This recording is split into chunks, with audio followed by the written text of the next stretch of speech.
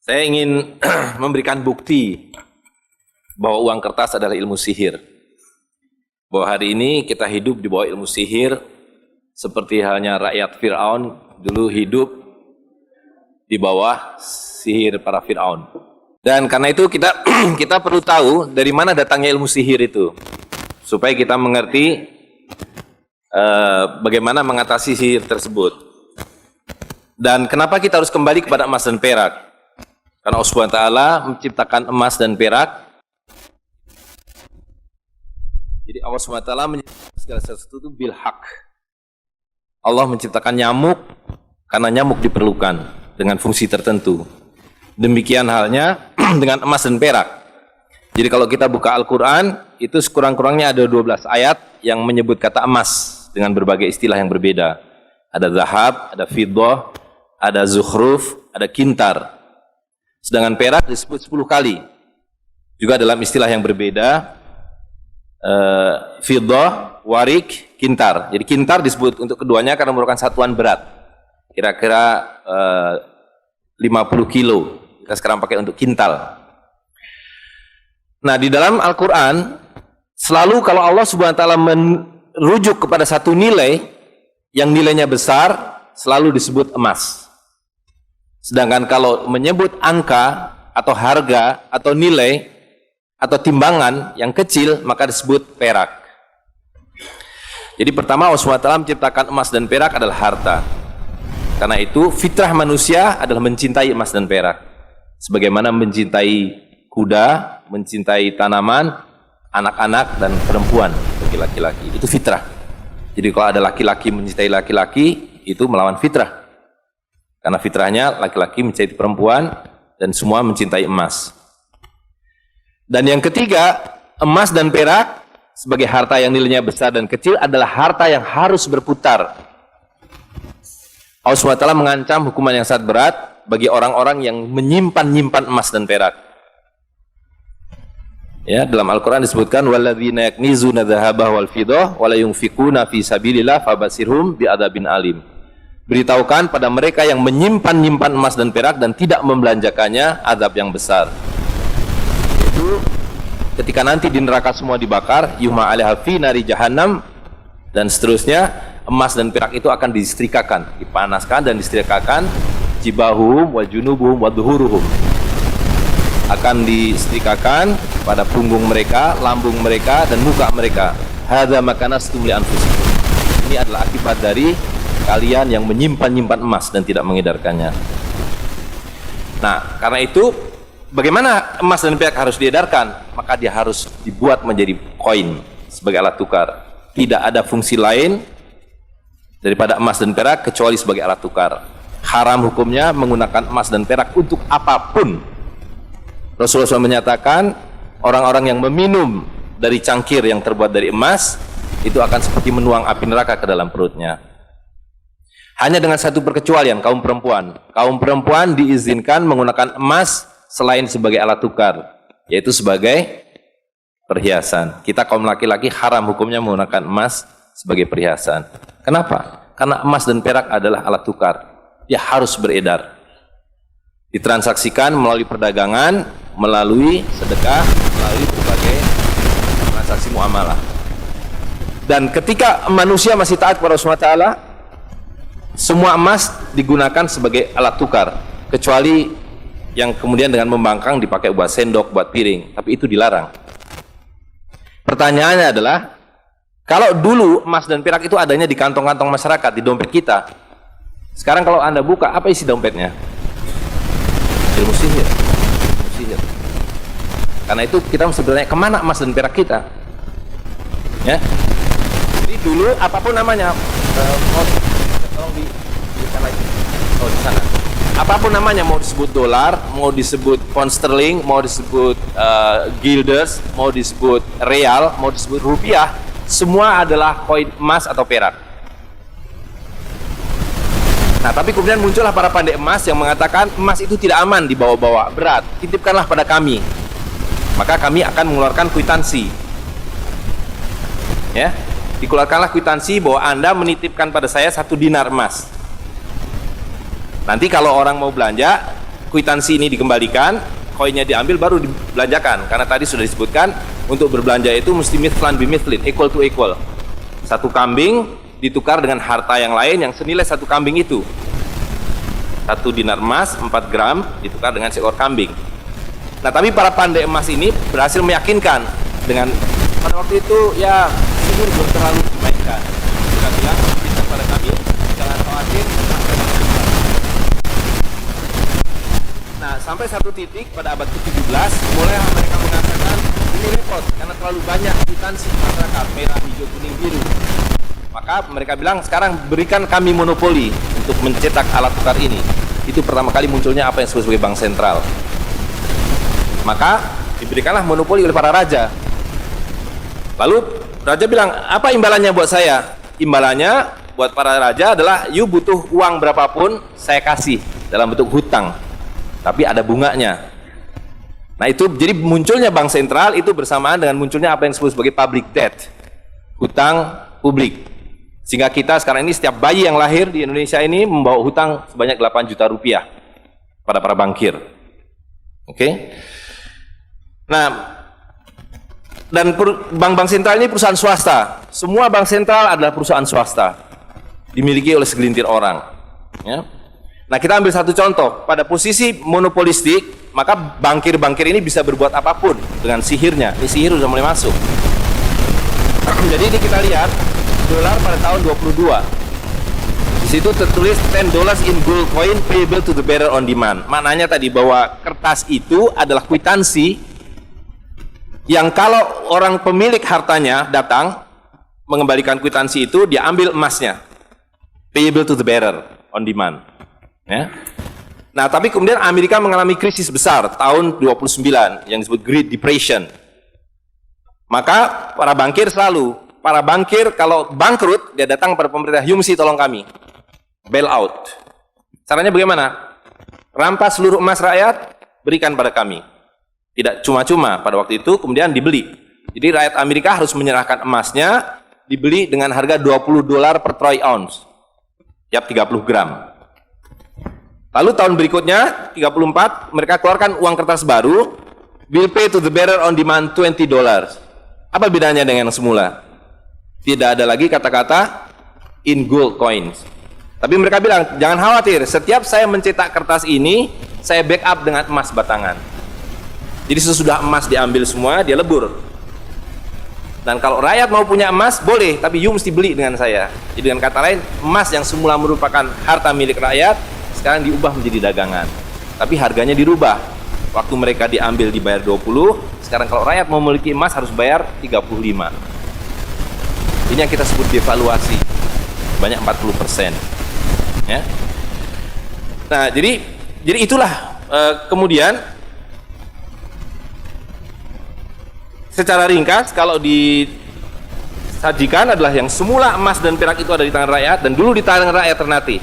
Pada abad 18, rakyat Ternate masih menggunakan perak sebagai uangnya. Datanglah VOC, mereka dipaksa untuk menyerahkan peraknya dan diganti dengan kertas. Dan rakyat Ternate menolak itu. Nah, kemudian mereka lebur jadi batangan, digantilah dengan ini. Uang dalam konteks ini adalah Hindia Belanda, ya kan? Tapi mulai tahun 70-an sudah tidak ada lagi yang namanya emas di belakang kertas itu. Ketika Jepang masuk, diganti dengan uang Jepang, menjadi republik, diganti dengan uang republik. Tapi uang kertas ini pun sekarang cuma 10% paling banyak. Sebagian besar uang itu adalah byte computer. Jadi tidak lagi berupa kertas seperti ini, ya kan? Nah, akibatnya adalah seperti yang tadi disampaikan, kita hidup sepenuhnya di bawah ilmu sihir. Jadi pahlawan Ternate, Halmahera, Kapten Patimura, diambil gambarnya, ditempel di sebelah kertas, dikasih angka nolnya 3. Mereka bilang ini 1.000 rupiah, ya kan? Tapi makin lama di dalam isi riba, 1.000 rupiah yang dulu bisa dipakai untuk membeli 50 kg emas pada tahun 46, ketika pertama kali diberikan rupiah, hari ini diberikan tukang parkir pun tidak mau. Maka mereka ganti gambarnya dengan Soekarno-Hatta, nolnya ditambah 2, menjadi 100.000. Yang 99.000 dari mana? Iya kan? 99.000 dari mana?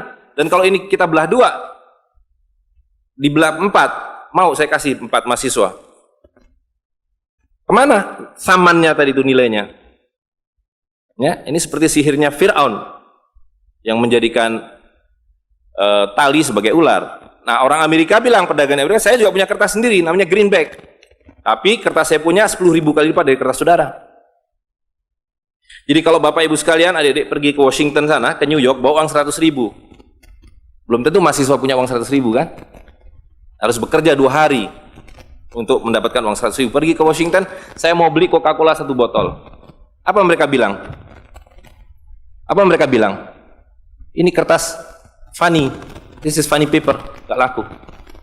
Tapi siapapun datang ke Ternate dengan $100, you punya cengkeh, berikan pada saya mau beli, you punya Coca-Cola, tapi saya minta 1 truk.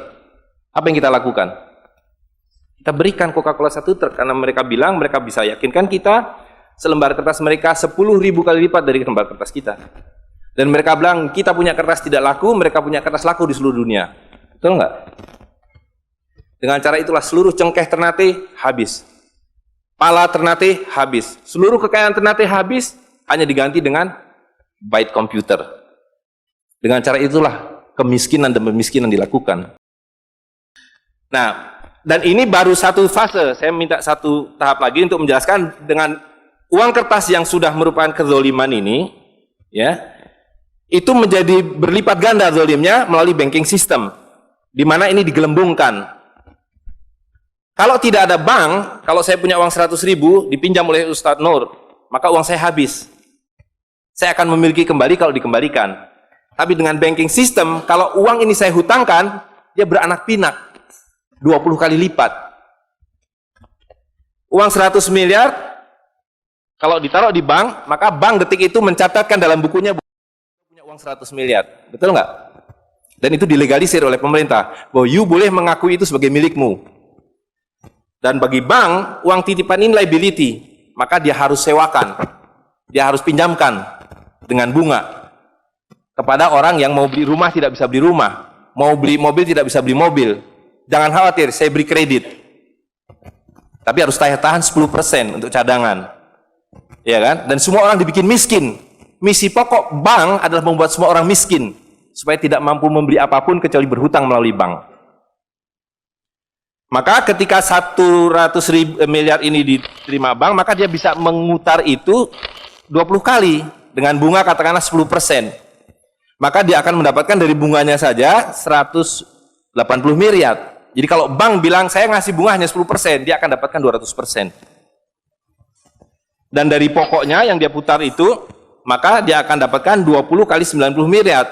Coba lihat, maka terciptalah uang 1,9 triliun, hampir 2.000 triliun. Padahal uangnya berapa tadi? 200 miliar. Yang 1,8 triliun dari mana? Angin, sihir. Tidak ada. Itu sebabnya setiap bank dijaga oleh satpam. Supaya mengesankan bahwa di bank ada uang. Tidak ada uang di bank. Itu kenapa setiap pegawai bank pakai jas, pakai dasi. Supaya orang yakin bahwa uangnya dijaga dengan baik. Karena di situ tidak ada uang. Dan itu sepenuhnya pengelabuan. Jadi bank itu adalah arisan berantai. Kalau kita datang mengambil uang, tapi orang bisa bilang, tapi kalau saya ngambil uang di bank kok ada? Uang siapa yang diberikan?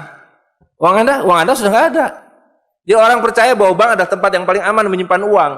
Bank adalah tempat paling tidak aman menyimpan uang. Belum Anda keluar dari pintu bank, uang Anda sudah nggak ada. Pembuktiannya gampang, datang pada hari yang sama, minta saya mau ambil uang saya hari ini. Potong telinga saya kalau Anda dapat uang, kecuali 10% dari nasabah. Bisa dipahami? Ya, uangnya tidak ada. Itu. Nah, tapi yang perlu dipahami adalah akibatnya. Kalau kita tadi punya uang 100.000, di sini ada satu handphone, maka berapa harga handphone ini? Ceteris paribus kata ekonom. Maka harga handphone ini ada 100.000, ya kan? Tapi ketika ini digelembungkan menjadi 2 juta, sementara sumber daya alamnya tetap, berapa harga handphone ini? Menjadi 2 juta. Dan itu mereka bilang inflasi. Jadi inflasi adalah kebohongan. Lihat ya, dulu ketika Republik Indonesia didirikan, uang yang pertama dicetak adalah 1 sen, paling besar 100 rupiah, 600 rupiah. Uang 1000 pernah didesain tapi tidak dicetak karena terlalu besar. Karena dengan 1000 Anda sudah dapat beli emas setengah kilo. Pada waktu itu 1 gram emas hanya 2 rupiah. Dan mereka berjanji, jangan khawatir, setiap rupiah saya jamin dengan 1,5 gram emas. Sampai sekarang itu berlaku undang-undang tahun 46. Nah, tapi lihat, karena uang kertas itu sihir, dicetak makin banyak, nilainya merosot. Bebeknya mah tetap, cengkehnya tetap, palanya tetap, tapi nilai uangnya yang merosot. Maka mulai tahun 52, ini pertama kali, by the way, ini Bank Indonesia baru muncul tahun 52. Bank Sentral Republik Indonesia itu bukan Bank Indonesia, dulu namanya BNI 46, tapi Belanda tidak mau. You mau merdeka, you mesti nurut saya. Hentikan BNI 46, ganti dengan bank saya, The Jeffers Bank, menjadi Bank Indonesia. Dan hentikan uang Republik Indonesia, ganti dengan uang saya, Guilders, yang kemudian berubah menjadi uang Bank Indonesia. Oke? Nah, begitu muncul tahun 52, rupiah sudah mulai tidak laku, dibikinlah uang 1.000 rupiah. Ringkas cerita, tahun 57, uang 1.000 sudah mulai tidak laku, dibuatlah 2.500 rupiah. Dibuatlah uang 5.000, pertama kali muncul 64, uang 10.000 rupiah. Pak Karno bilang, kita sudah terlalu miskin, maka uang 1.000 digunduli menjadi 1 rupiah, yang disebut centering. Tapi tidak lama kemudian muncul lagi, karena uang kertas adalah penipuan, worthless, no value.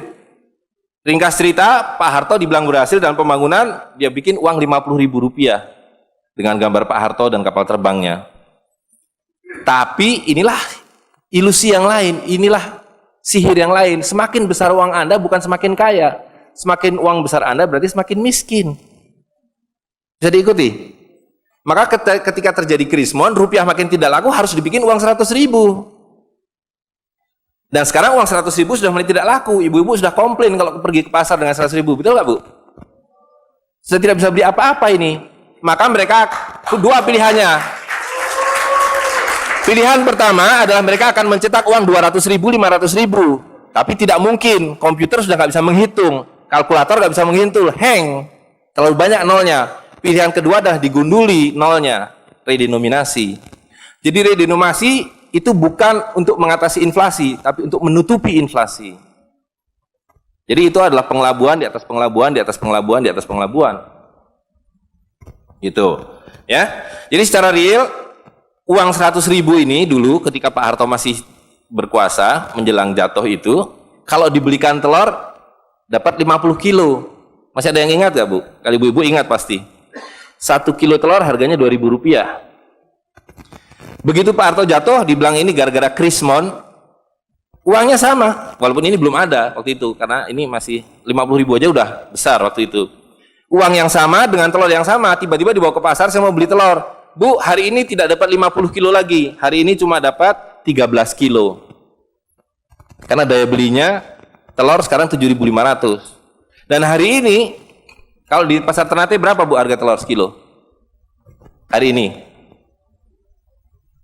di Jakarta 20.000. Dan telurnya sama, 1 kilo itu isinya 16 butir, 17 butir, 18 butir, uangnya sama. Tapi hari ini kalau dibelikan telur hanya dapat 5 kilo. Kemana yang 45 kilo? Itu yang mereka rampok. Itu yang mereka rampok dengan melalui apa yang mereka sebut inflasi. Tapi sebenarnya dengan cara penggelembungan uang kertas yang terus-menerus nilai. Nah, satu lagi Pak ya, saya minta ini karena ini penting sekali. Ini penting sekali. Nah, sistem zalim ini kemudian difikskan dalam satu sistem politik yang disebut nation state pada level global, kan judulnya kan globalisasi uang. Jadi negara bangsa itu diciptakan oleh para bankir pada abad ke-20. Jadi waktu Indonesia merdeka, Singapura merdeka, Malaysia merdeka, Afrika merdeka, itu bukan kemerdekaan spontan, tapi didesain. Didesain karena kalau dulu mereka mau merampas cengkeh orang Ternate, mau merampas kepala orang Ternate, dia harus bawa serdadu ke sini, dia harus ambil cengkeh dan kepalanya, repot kan? Maka dengan menciptakan uang kertas, mereka tetap bisa mengambil cengkeh orang Ternate, mengambil kepala orang Ternate tanpa harus kirim serdadu di sini. Dan karena itu saya kasih merdeka. Tapi satu mesti bikin bank sentral, kedua pakai uang kertas, supaya saya tetap bisa membeli 1 barel minyak Anda dengan harga 4 sen dolar. Karena mencetak uang ini biayanya hanya 4 sen, 500 rupiah. Ya, jadi berapapun harta yang kita punya bisa dibeli dengan cara itu. Nah, lalu tadi saya sudah ceritakan uang kertas itu dimunculkan bersamaan dengan konsep negara nasional plus hutang negara. You boleh merdeka, tapi you miskin. Rakyat penyakitan, rakyatmu bodoh. Tapi jangan khawatir, saya punya uang. Sekolahkan rakyatmu, bikin pembangunan, saya kasih utang. Ya kan? Nah, jadi tugas pemerintah itu, republik, adalah satu, mengambil hutang dari bank, menghabiskan utang itu melalui apa yang disebut APBN. Lalu dulu mereka tanya, jadi bagaimana saya membuat APBN? Jangan khawatir, sekolahkan anak-anak pintar kamu ke Berkeley, ke Chicago, ke Harvard. Mereka dididik untuk membuat pembangunan. Lalu dikasih paket hutang dan diajari kalau nggak bisa kirim konsultan seperti John Perkins dan sejenisnya. Lalu ada satu pertanyaan, bagaimana kami membayar hutang kami kalau begitu? Mereka bilang, you punya 200 juta rakyat, pajaki rakyat kalian. Pajaki rakyat kalian. Kalian punya pala, punya cengkeh, habisi hutang kalian. Karena you membayar hutang, kalau kita hutang 5 miliar dolar setiap tahun, apa mereka kasih berkoper-koper dolar? Apa yang mereka kasih ke kita? Mereka hanya mengetik di komputer 5 miliar dolar, ting, masuk ke Bank Indonesia. Nanti Bank Indonesia tinggal kirim ting ke Bappenas, Bappenas ting ke departemen-departemen itu. Tapi ketika kita mau membayar hutang mereka, bisa kita mengetik di komputer 5 miliar dolar, ting, dibayarkan ke Bank Dunia? Nggak bisa, you mesti punya devisa. Dari mana kamu punya devisa? You mesti beli dolar kami. Caranya tebang hutan kalian, habisi boksit kalian, habisi mineral kalian. Betul nggak? Nah, jadi itulah yang terjadi di dalam sistem Fir'aun sekarang ini, bahwa pemerintah itu didesain hanya untuk mengambil hutang dari bank, menghabiskan melalui APBN dan proyek, kemudian memajaki rakyat. Karena itu pajak semakin hari semakin tinggi, semakin banyak, semakin tinggi, semakin banyak. Gitu. Nah, jadi kalau digambarkan seperti ini, ya kan? Wilayah domestik nasional itu adalah demokrasi. Supaya kalau 5 tahun harus ganti. Kalau ada presiden, ada perdana menteri yang tidak nurut pada para bankir, out. Tapi para bankir tidak pernah berganti, mereka turun-temurun, perusahaan swasta, anak beranak pinak. Ini kira-kira hanya 400 keluarga di dunia ini yang menguasai seluruh sistem keuangan dan politik. Jadi kita ini sekarang utangnya tiba-tiba sudah 2.100 triliun. Padahal tahun waktu Pak Harto jatuh itu utangnya hanya berapa? 50 miliar dolar, 500 triliun. Sekarang sudah 2.000 triliun. Dan begitu kurs dolar berubah, utang kita nambah. Gitu. Dan BI tidak pernah memenuhi janjinya, karena tugas pokok BI adalah menjaga stabilitas kurs, tidak pernah bisa. Dan tidak akan pernah bisa. Apapun yang dilakukan, karena memang tidak ada nilainya. Gitu. Nah, jadi sebagai penutup, maka apa yang harus kita lakukan adalah membalik seperti yang mereka dulu lakukan. Yang mereka dulu lakukan adalah mengambil emas dan perak dari orang tua kita, mereka lebur menjadi batangan, dia simpan di berangkas, dan kepada kita dikasih toilet paper ini, kata Mahathir Muhammad. Maka yang harus kita lakukan sekarang sebelum ini jadi apa? Oncom. Lebih berharga oncom. Tukarkanlah menjadi emas dan perak, menjadi dinar dan dirham, dan kemudian gunakan untuk muamalah. Karena Nabi sudah mengatakan akan datang satu zaman di mana semua yang kamu miliki tidak ada harganya, kehabisan nilai, kecuali dinar dan dirham, kecuali emas dan perak. Jadi kalau dilihat, ya dolar dalam dinar atau dinar dalam dolar dalam 10 tahun terakhir 2004 itu cuma 54 dolar, hari ini sudah di atas 250 dolar. Dan lihat, menipunya uang kertas ya, kalau kita pakai untuk menyimpan naik haji, kalau Anda menabung dolar, maka tiap tahun naik. Saya sudah hitung ini, dan ini valid sekali. Naik setiap tahun itu 3,5%. Kalau Anda menyimpan rupiah, setiap tahun naik 5%, nggak nyampe-nyampe. Tapi kalau Anda menyimpan dinar, maka dia akan turun 8% setahun. Jadi tahun 2000 naik haji butuh uang 21 juta rupiah. Kalau dinar butuh 71 dinar. Tapi hari ini kalau mau naik haji butuh hampir 40 juta rupiah. Dengan dinar cukup dengan 16 dinar. Jadi dulu kalau punya rupiah naik haji satu orang, sekarang sampai Dubai suruh pulang. Nggak cukup uangnya. Tapi dengan dinar dulu naik haji satu orang, sekarang bisa naik haji 4 orang. Dengan kata lain, kalau Bapak Ibu sekalian serahkan cengkeh Bapak Ibu sekalian dan menerima uang kertas, Anda 4 kali miskin. Detik itu juga dalam konteks ini. Maka serahkanlah cengkeh dan katakan, saya mau serahkan cengkeh, bayar kami dengan dinar. Bayar kami dengan dirham. Saya serahkan pala kami, bayar kami dengan emas dan perak. Saya tidak mau uang palsu ini, uang-uangan ini. Saya mau uang yang sebenarnya, uang dari Rasul SAW. Ya, gitu. Dan harga minyak ini palsu semua. Dibilang minyak naik turun naik, tidak ada yang minyak naik. Kalau dengan dolar dia naik terus, tapi dengan dinar dia flat. Sekali lagi, bahwa sumber daya alam itu terbatas, maka alat tukar pun harus terbatas. Jadi ketika kita menggunakan kertas ini digelembungkan. Tapi ketika Anda menggunakan emas dan perak ini sama. Maka sekali dia punya alat tukar, nilai tukarnya dari zaman Rasulullah SAW seekor kambing, hari ini 1 dinar dapat seekor kambing. Zaman Nabi dapat seekor ayam 1 dirham, hari ini dapat seekor ayam. Tidak ada yang berubah. Sekali lagi pemiskinan itu adalah dibikin oleh sistem. Dan tadi sudah disampaikan bahwa dari tahun ke tahun di dalam slide yang sebelumnya dalam penjelasan itu bahwa dinar dan dirham itu selalu dicetak oleh para sultan. Jadi lihat, ketika para sultan berkuasa, para sultan berikan emas dan perak pada rakyat. Para sultan kemudian disingkirkan, diganti oleh para bankir, emas dan perak mereka ambil, diberikan kertas. Itu yang terjadi dari abad ke-19. Maka alhamdulillah pada hari ini kita melihat bahwa kesultanan sudah kembali dengan dinar dan dirham.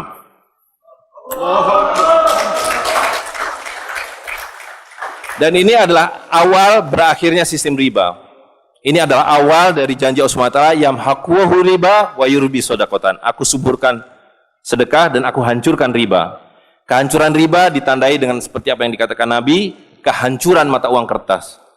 Suka atau tidak suka, terima atau tidak terima, ini adalah awal kehancuran. Dan karena itu yang harus kita lakukan adalah supaya kita tidak ikut hancur di dalamnya, kita song-song kembalinya dinar dan dirham. Dan itu berarti kembalinya sultania. Dan Ternate adalah awal dari kembalinya dinar dan dirham dan sultania bersama dengan Kesultanan Cirebon, bersama dengan Kesultanan di Sulu. Jadi sekarang sudah ada 3 sultan yang mencetak kembali dinar dan dirham. Dan ini akan mengawali kembalinya dinar dan dirham di seluruh dunia. Jadi kalau pada abad 15, abad 16, abad 17 bangsa Ternate sudah sampai ke Madagaskar, sudah sampai ke negeri atas angin di Spanyol, maka pada abad 21 kembali Ternate sampai Spanyol. Ternate sudah kembali sampai Afrika Selatan, sudah sampai Eropa melalui dinar dan dirham yang berlaku di seluruh dunia. Orang Amerika tidak bisa mengatakan emas saya 5 kali lipat dari emas saudara, tidak bisa. Emas kami dari Ternate sama harganya dengan emas kalian. You 1 dinar, kami 1 dinar. You 1 dirham, kami 1 dirham. Itulah keadilan. Ya. Jadi karena itu Bapak Ibu sekalian, yang terakhir sekali saya ingin sampaikan, dinar dan dirham yang kita bicarakan ini tidak ada artinya kalau berhenti hanya di dalam ruangan ini. Dinar dan dirham harus segera berkemerincing di kota Ternate. Dan Anda semua yang harus memulainya. Tadi 2 orang sudah menyatakan diri sebagai relawan jawara, jaringan wirausahawan dan pengguna dinar dirham Nusantara. Maka dalam waktu sebentar, insya Allah di Ternate, dari 2 orang ini akan menjadi 2.000 orang yang menggunakan dinar dan dirham. Ya, dari 2.000 akan menjadi 200.000. Seluruh penduduk Ternate menggunakan dinar dan dirham. Dan Kanjeng Sultan dari beberapa waktu yang lalu sudah mulai membagikan zakat dalam dirham. Jadi di Ternate itu sekurangnya sudah ada 1.000 orang memiliki koin dirham yang dibagikan oleh Sultan. Dan itu adalah awal. Ini baru awal dari kembalinya Islam dan berakhirnya kezaliman. Jadi sekali lagi Bapak Ibu sekalian, marilah segera ya ular-ular Fir'aun itu kita akhiri dengan cara yang sangat mudah, yaitu kita mentaati perintah Allah SWT. Allah SWT mengatakan wa halalul bai' wa harramar riba. Aku halalkan berdagang dan aku haramkan riba. Dan uang kertas adalah riba par excellence. Di dalam uang kertas ini ada 2 riba sekaligus. Ya, jadi saya kira itu saja. Saya mohon maaf mengambil waktu agak terlalu banyak, tapi ini penting karena supaya clear semuanya. Ya, karena ini baru pertama kali dibicarakan di Ternate. Demikian, assalamualaikum warahmatullahi wabarakatuh. إلهي لست للفردوس أعلى ولا أقوى على نار الجحيم الله فهب لي التوبة واغفر ذنوبي فإنك غافر